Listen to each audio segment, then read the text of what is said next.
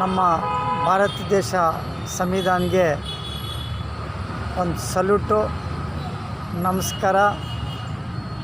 ಇಡೀ ಪ್ರಪಂಚನಲ್ಲಿ ನಮ್ಮ ಭಾರತ ದೇಶದಲ್ಲಿ ಸಂವಿಧಾನ ಎಲ್ಲರಿಗೆ ರೈಟ್ಸ್, ಎಲ್ಲರಿಗೆ ಹಕ್ಕಂದರೆ ನಮ್ಮ ದೇವರು ಬಾಬಾ ಸಾಹೇಬ್ ಅಂಬೇಡ್ಕರ್, ಮಹಾನ್ ಭಾವ.